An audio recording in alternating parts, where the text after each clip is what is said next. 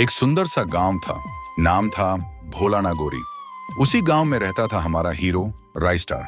एक भोला भाला middle class लड़का, लेकिन दिल का बहुत बड़ा। गांव में हर बुजुर्ग को देखकर झुककर नमस्कार करता। सब उसे पसंद करते थे, लेकिन उसे पसंद थी प्रिया। बचपन से ही दोनों एक दूसरे को चाहते थे। राइस्टार का एक खेत भी था गांव के बीचों बीच। उसी खेत में उसने मेहनत से फसल लगाई थी।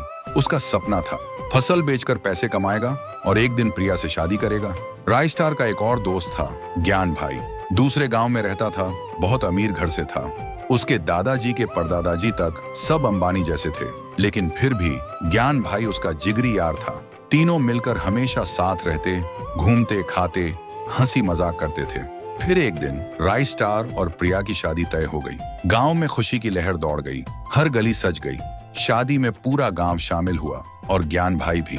शादी धूमधाम से हुई। शादी की पहली रात प्रिया ने घर में कदम रखते ही कहा, मुझे तबीयत ठीक नहीं लग रही, उल्टी जैसा लग रहा है, मैं दूसरे कमरे में सो जाऊंगी। राइस्टार मुस्कुराते हुए बोला, ठीक है, कोई बात नहीं। रात को राइस्टार सो रहा होता है, तभी दूसरे कमरे से अजीब सी आवाजें आती हैं। वो धीरे से उठता है और दबे पांव दूसरे कमरे में जाने लगता है, और फिर जो देखता है उसकी आंखें फटी की फटी रह जाती हैं। सामने प्रिया और ज्ञान भाई एक ही बिस्तर पर लेटे हैं। दोनों हंस रहे थे। ज्ञान भाई बोला, राइस्टार को अच्छे से बेवकूफ बनाया ना? प्रिया बोली, हाँ, इसे तो समझ ही नहीं आया कि हम कब से साथ हैं।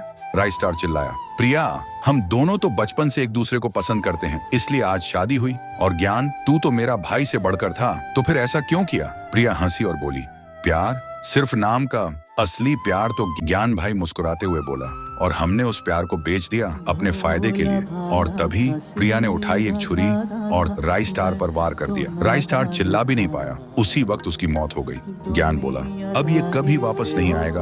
और प्रिया ने झुककर राइस्टार के कान में कहा, अब तेरा सपना भी गया और तू भी।